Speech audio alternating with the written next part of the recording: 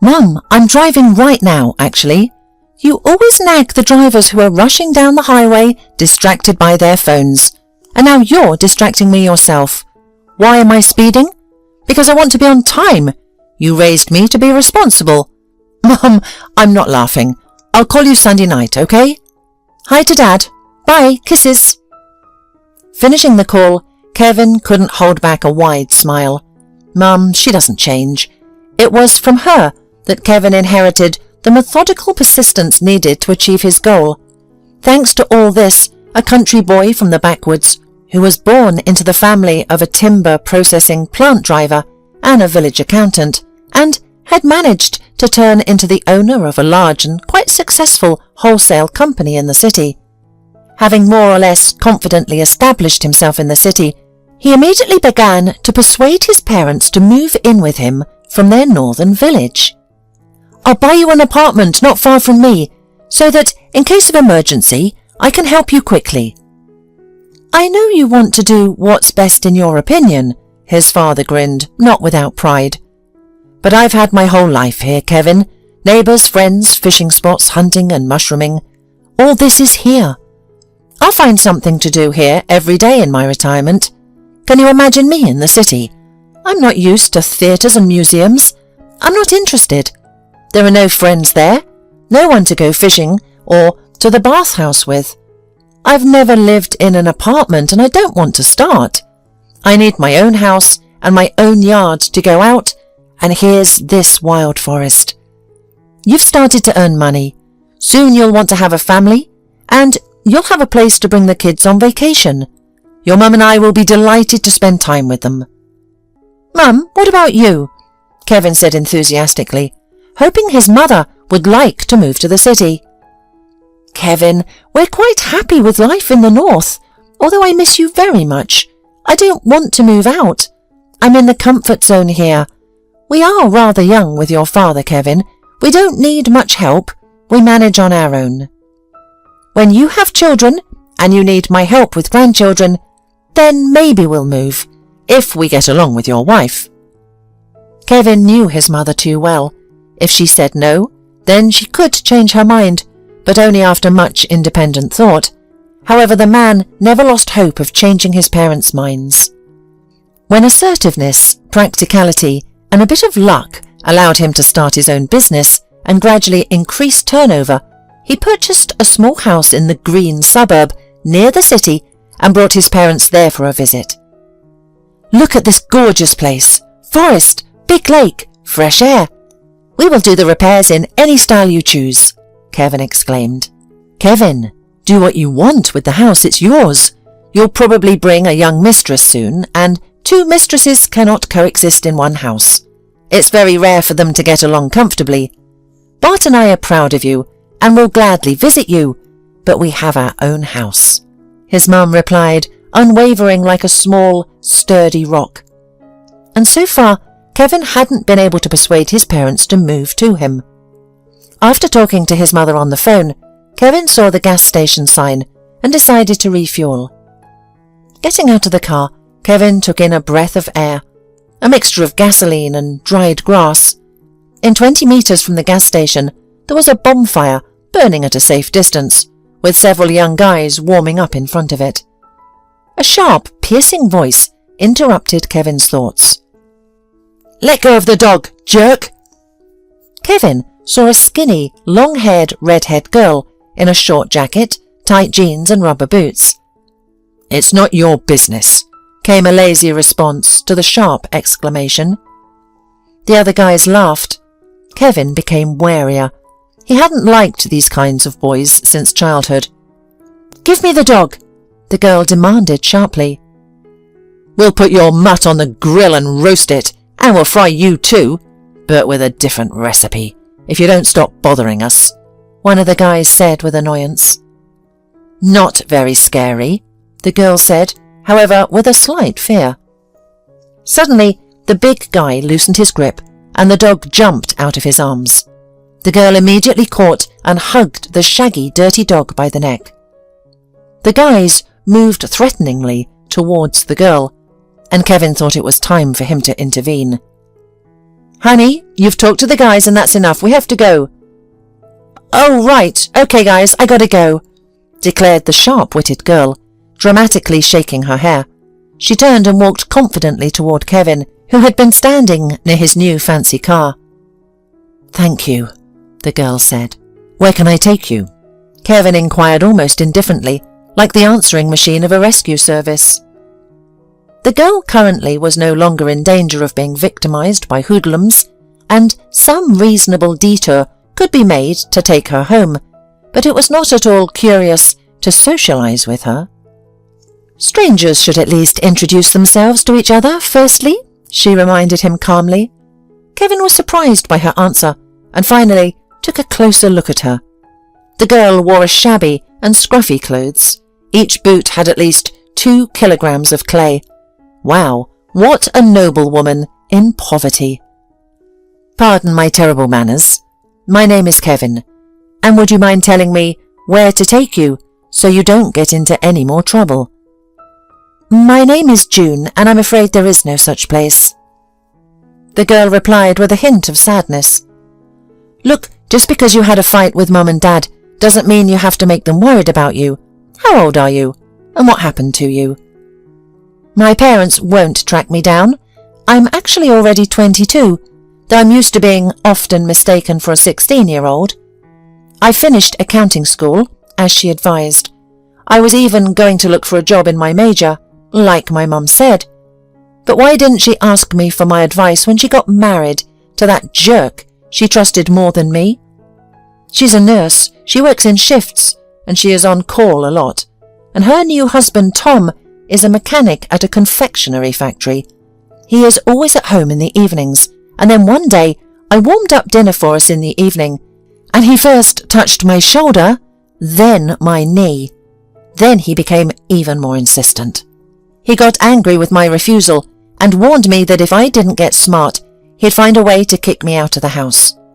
I hesitated, but decided to tell my mum.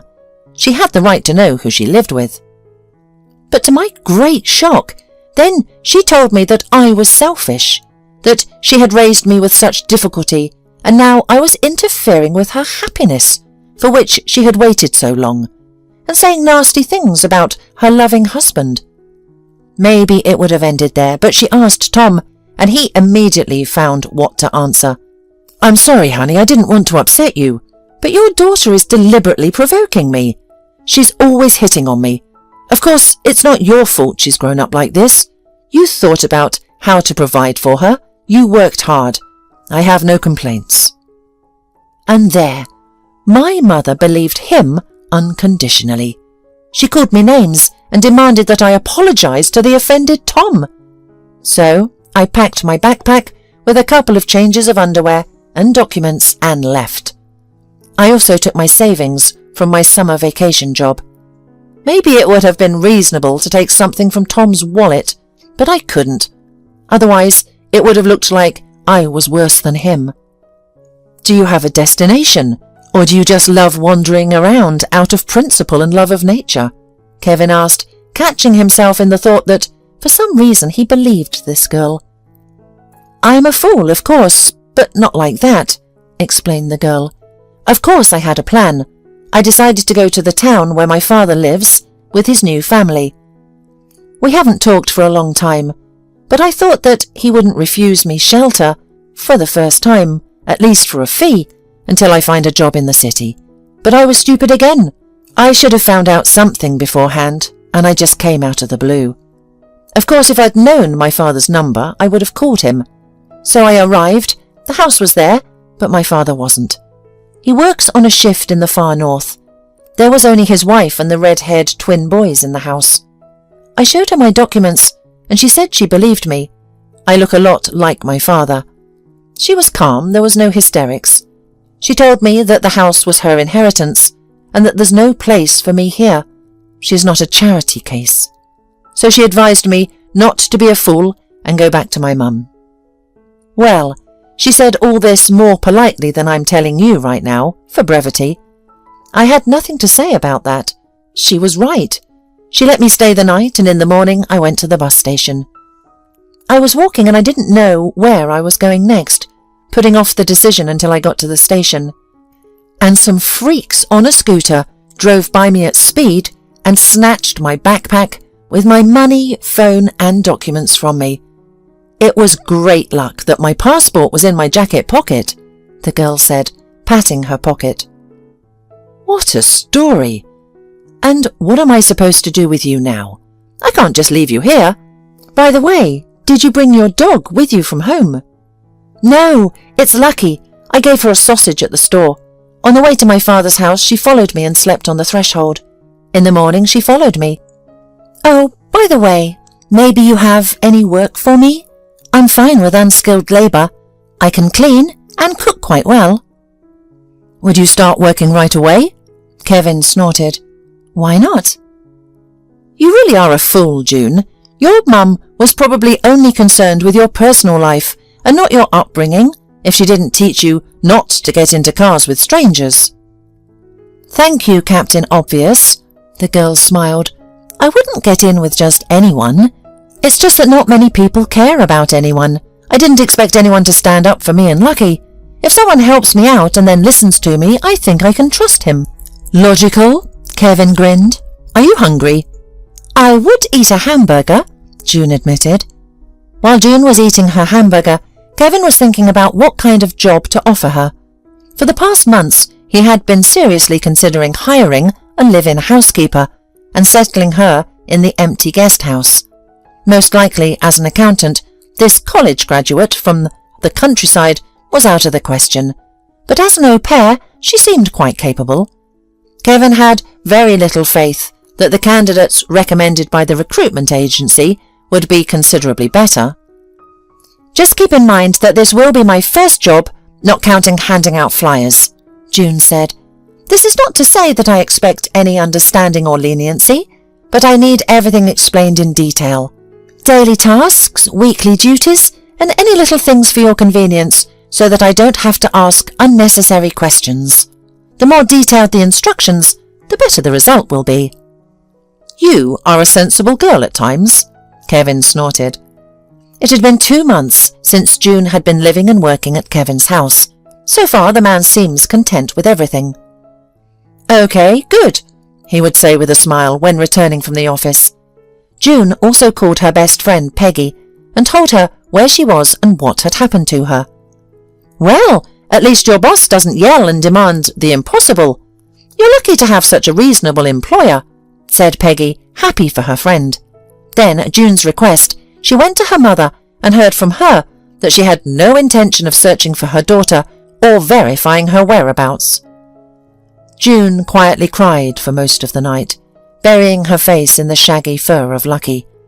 She understood that she was not a priority for her mother, but it was one thing to feel and another to get confirmation. However, Kevin strongly advised June to inform her mother about her whereabouts. After all, a mother is a mother. She's not a monster, right? She'll certainly start looking for you soon. She'll start worrying, and she might even file a missing person report. Meanwhile, June got accustomed to her new job and housing. She was only afraid of Kevin's guests, but they were rare, and when they did visit, they mostly talked about business and behaved as if they were in a business meeting. She even started to worry, did he have real friends?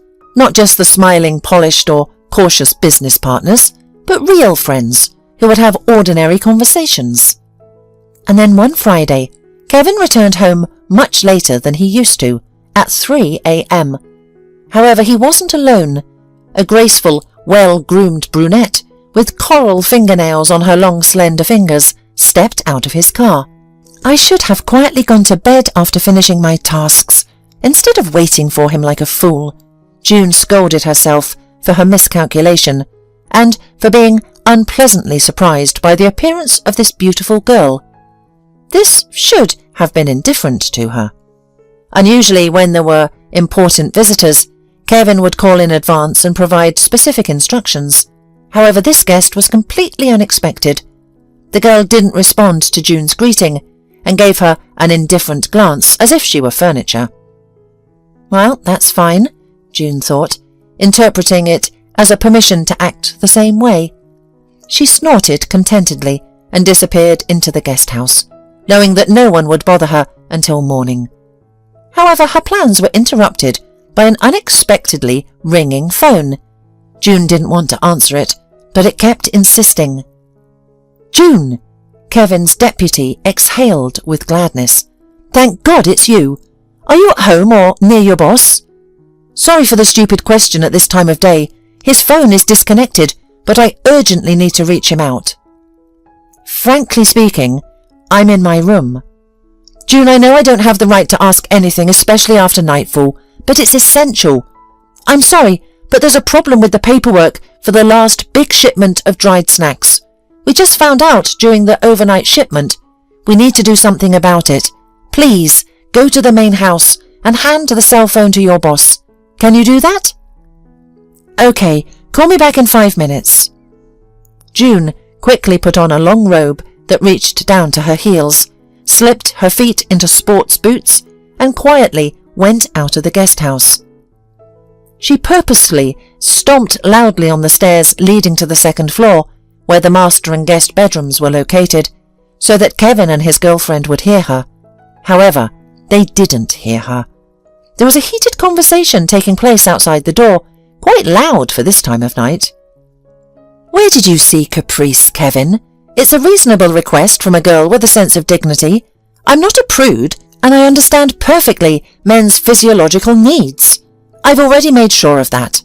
Okay, if you're so conscientious and socially responsible that you can't fire her on the spot, write her an excellent reference and pay for a VIP package to help her find a job through a staffing agency. It's nothing personal, but I would like her to sleep with anyone's husband or boyfriend, just not mine." "Priscilla, no one has ever complained that I'm not clear about my position." Kevin's calm, tired voice could be heard. "I have no desire to offend you or June, and I have never had a thought about sleeping with her. I really don't understand why you are so jealous." The arguing didn't continue as June's phone started ringing in her robe pocket. The girl finally realized she was frozen like a statue in front of the bedroom, started pounding on the door with her fist. "I apologize for interrupting, but your deputy is calling about an urgent matter."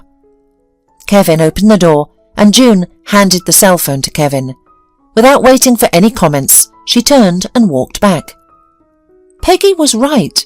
Everything is going suspiciously well. It won't last long. You shouldn't get used to a good thing, so it won't be as frustrating when it's over, June thought on her way back. In the morning at 8 o'clock, she got out of bed and made coffee on a small gas stove. Sitting at a narrow table with a cup in hand, she looked around for her phone to dial Peggy's number. It was then that she remembered where her phone was. "I'm getting crazy," June complained to Lucky, who was lying at her feet with an indifferent expression. The girl found comfort in short conversations with her dog. There was no unnecessary chatter, just the essence of the question, and she could imagine the dog's responses. "Just don't get too carried away with this kind of therapy," Peggy advised half seriously. "Try making some acquaintances among the people there." No sooner had June sat down next to Lucky to think over the next steps in her life, burying her hands in the dog's withers, than the doorbell rang. "Come in, it's open," June replied, trying to sound calm. Kevin entered, placing her cell phone on the table. "Here, I'm returning it. My deputy and I inconvenienced you. It rarely happens, but sometimes it does. My phone ran out of battery at the worst possible time. Sorry." "I'm sorry too," June heard in her own voice. "I didn't mean to eavesdrop on your conversation. I was just confused when I realized it was about me. I'll leave without any problems. Don't keep me here out of pity. You've been a great help. I won't be lost. There are people in much worse situations." "I don't know what you've made up in your mind, June, but I don't want to get into it." Kevin waved away tiredly and even grimly. "Forget everything Priscilla has said. I just thought that I found someone for a serious relationship, but it turned out that I was mistaken. As for you, you just keep working hard and diligently." Kevin had a habit of twirling different objects in his hands. A phone, a glass, or a pen. He did it when he was thinking about something. Now he picked up a thin sketchbook from June's dining room table. The man opened it, flipped through it, and became animated. "Wow, you know how to draw, but you never mentioned it." "You never asked about my hobbies," June said, the first thing that came to mind. "Lucky is like a living thing. Oh, and I only look this good after a vacation, when I'm disconnected from everything on the beach in the Dominican Republic. You've only seen my chief accountant once, but you've painted her like you've known her all your life. Listen, you have a talent, I'm not kidding." For the first time in her life, June wished the earth could swallow her up. She could handle criticism and complaints decently, but she was not accustomed to praise, and felt lost, as if on an alien planet. Kevin's everyday voice brought her back to earth from her thoughts. "I'm going to the central warehouse and then to the office. My guest has already left by cab. Don't worry, it's unlikely you'll see each other again. Bye, see you tonight." He nodded and left. Lucky immediately took a deep breath, and June exhaled loudly and surprised herself with a feeling of joy. The arrogant beauty Priscilla had imagined that she had found someone who could be easily manipulated. Instead, she would have to start a new search. Kevin had hardly ever wondered about his personal life until recently. It didn't seem important at all. There was always more important things to do, requiring full immersion and complete dedication. So he didn't have enough resources for a full-fledged relationship. Of course, Kevin had resort romances, but none of them were pleasant enough to continue once the vacation relaxation ended. However, the man was content with his own way of life, except for the fact that his parents believed he was living wrongly and constantly reminded him of it.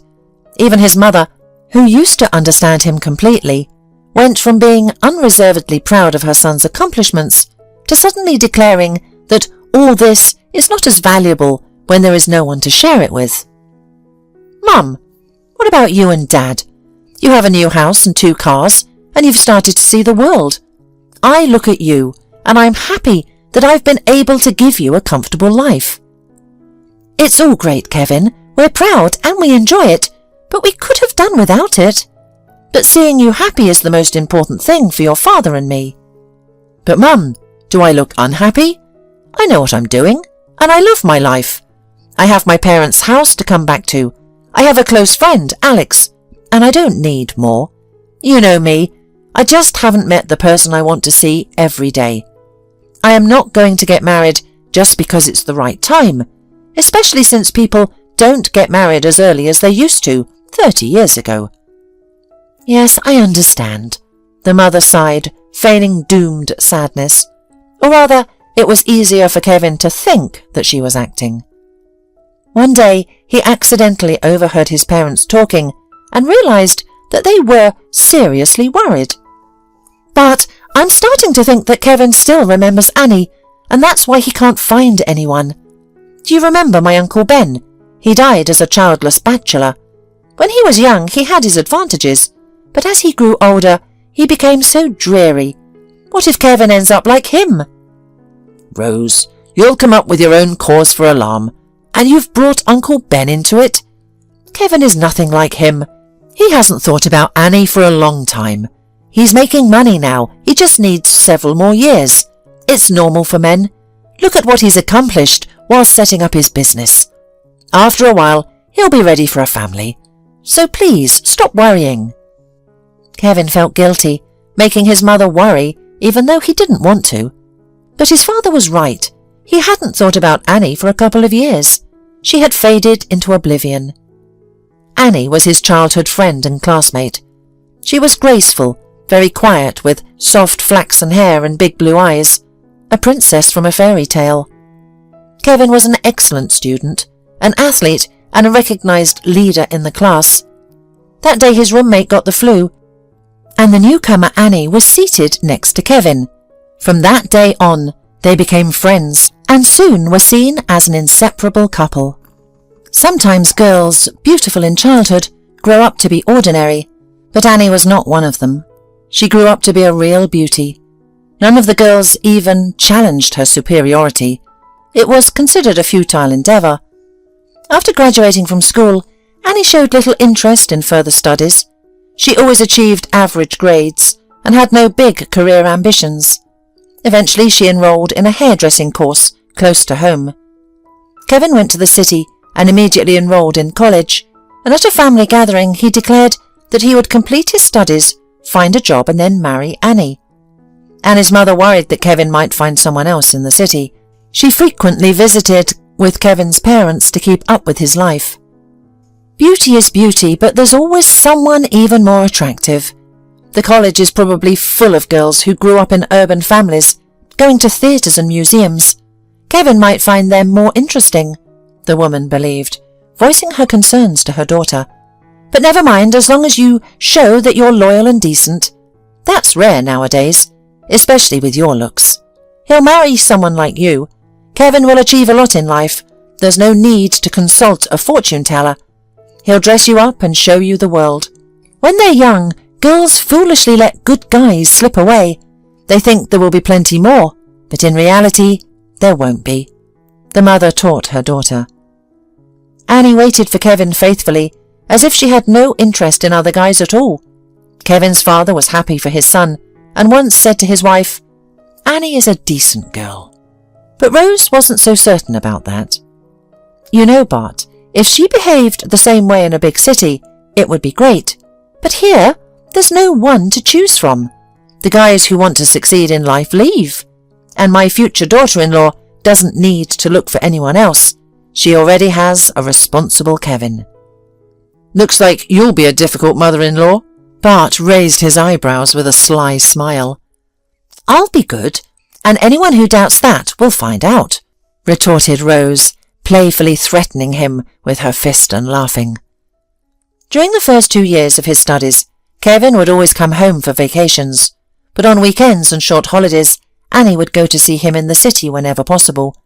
These trips were interesting from the start, but they became even more interesting after a year and a half, when Kevin started making friends and acquaintances in the city.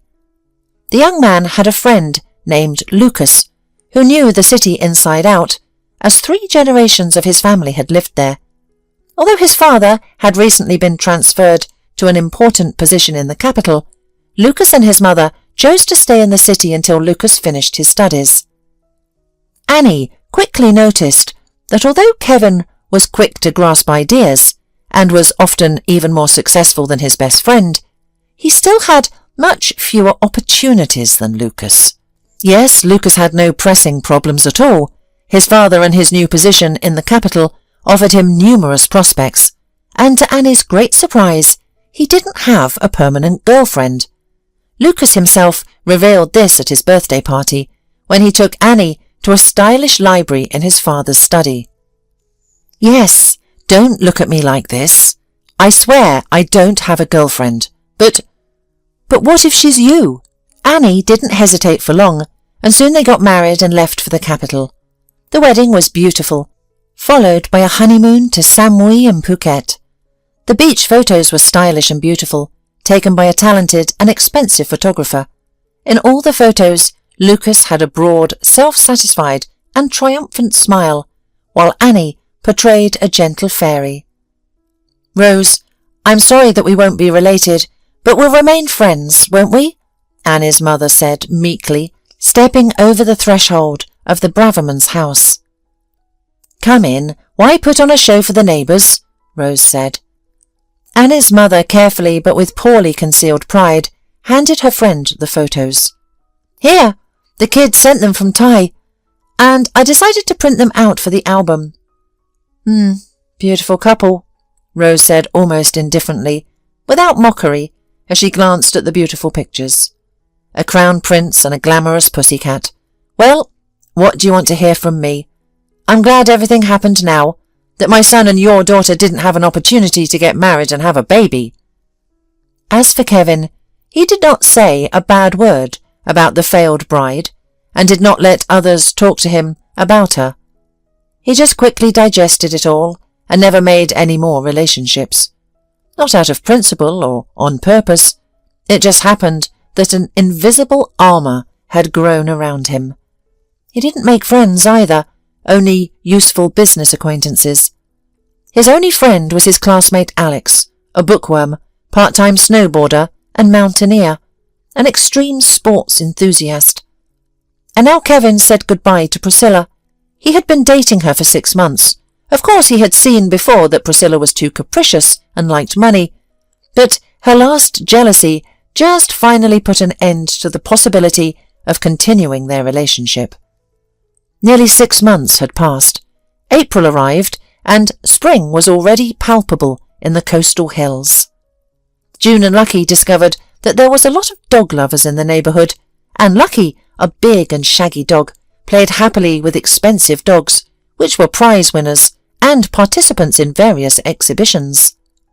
Each of the nearest neighbours, whom Kevin did not know before because there was simply no time to get acquainted, now had a pencil portrait over the fireplace or in a cosy corner of the bedroom. Some photos showed a dog and children, others showed a dog with his wife and children, and still others showed a dog with his owner in his office against a bookshelf or a fireplace. One day Kevin invited an art expert to visit him. After looking at June's work, he approved with restraint. "Fresh, original. Where did you study?" "Accounting school." "It happens," the art expert said with a light smile. "But now, it's time to study for your vocation." After giving her detailed recommendations, the expert and Kevin went to the library, while June went to her guest house, sat on the sofa, and suddenly cried silently. If only her mother could hear what the gallery owner had said. June's memory brought back in detail the conversation she had with her mum before her high school graduation. "June, I will repeat it once again, and I won't say it again. While I provide for you and clothe you, I will decide where you should go." "That's not fair. This is my life, and I don't want to end up with an unloved job like you." "My work allowed me to raise you, so don't be disrespectful. You all think you're smarter than your mothers at your age. Don't give me that look, as if I'm a terrible mother.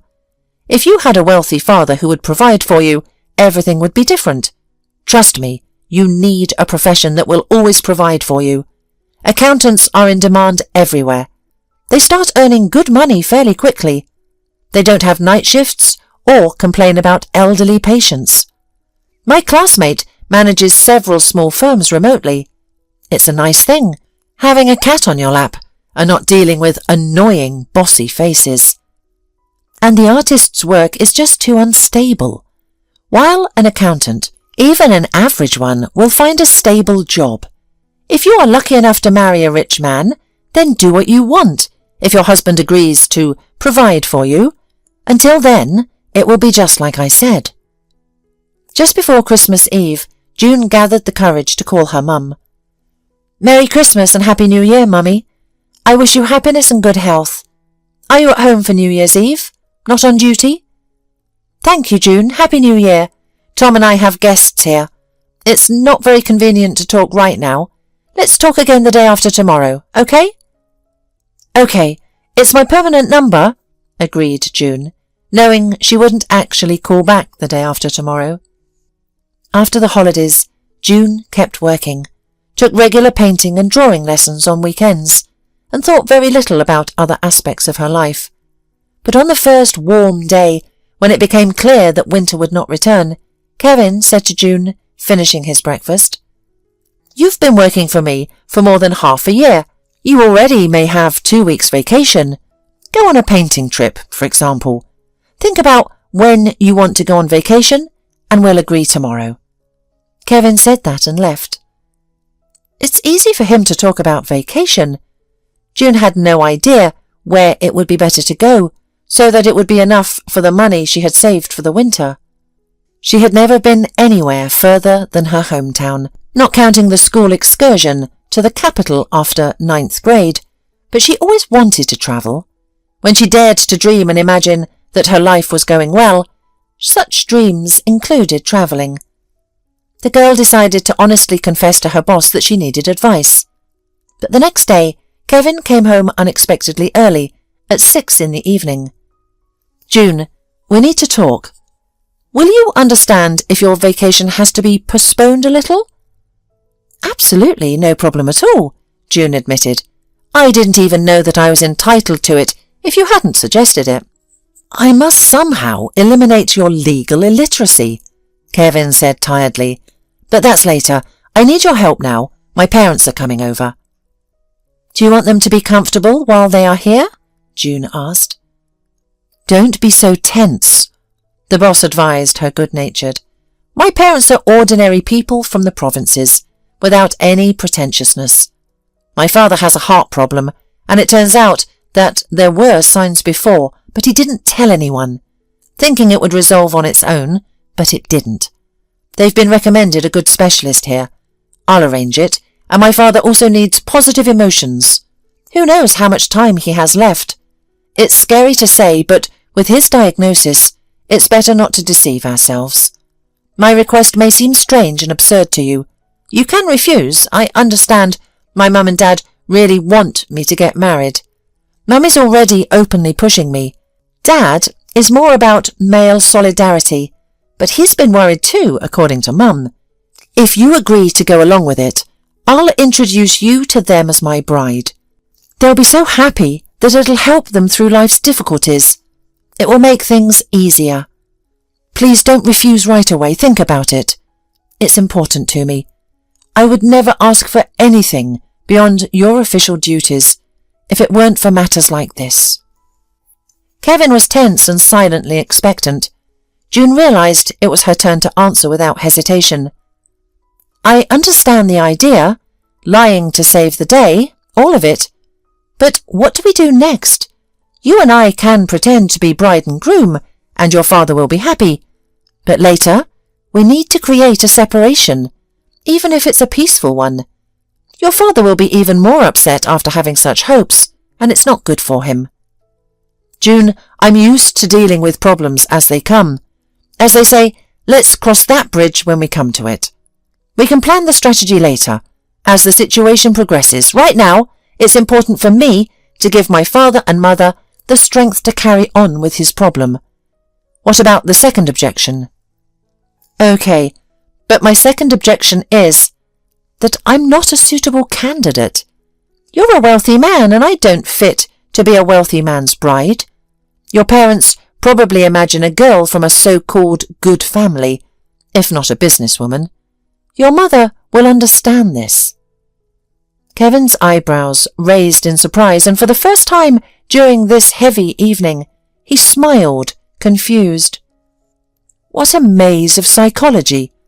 I like your thoughtful approach to the task, and now I have more confidence that you'll do well, and my parents will really like you." "Well, there are actresses, aren't there?" June played her last trump card. "Not all stars are highly paid. Many actors need roles, and they can play Jacqueline Kennedy if they have to, so you could hire one of them." My parents would be scared of Jacqueline Kennedy, though," Kevin objected warily. "They would love a girl like you. I won't even explain why. I don't care about that now. You don't need to pretend. Just be yourself. But don't forget that we have a relationship. I promise not to get too carried away with the act and become overly affectionate.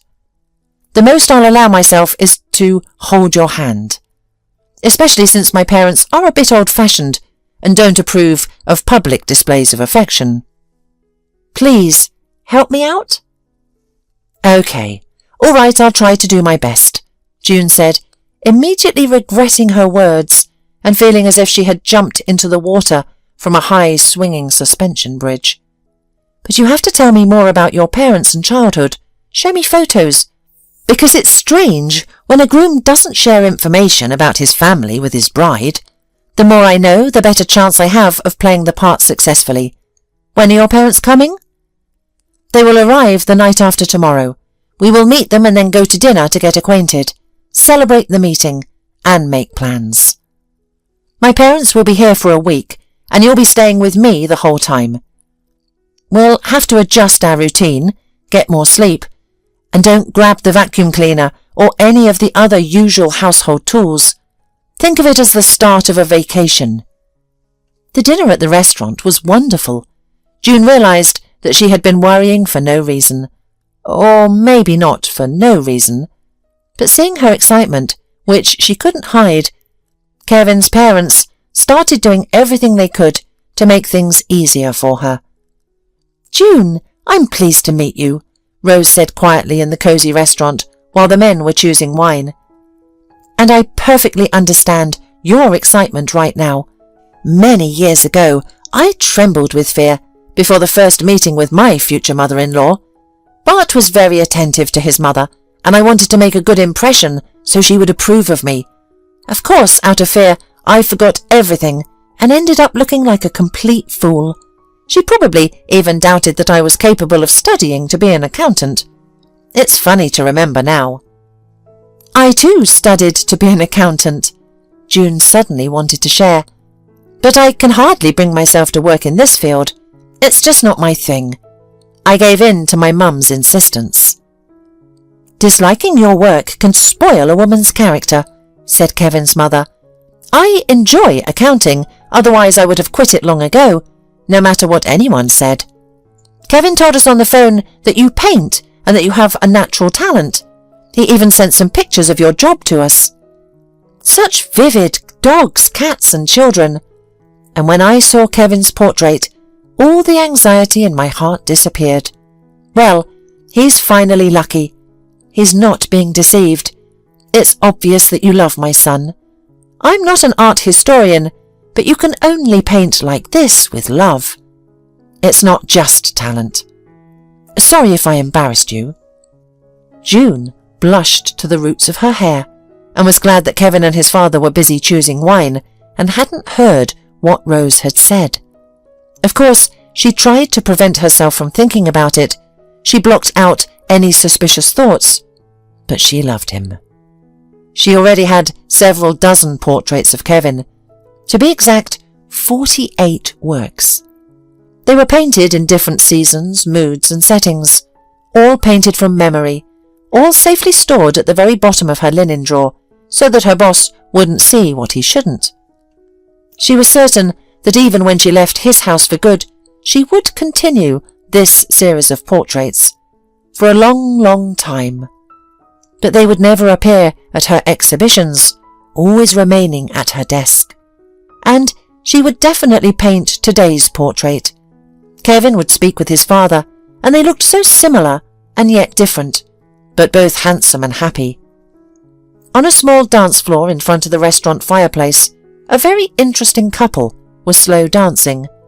A sturdy and dignified grey-haired man moved with little dexterity, clearly not accustomed to dancing in his life, but he radiated calm contentment and was not at all embarrassed by his lack of skill.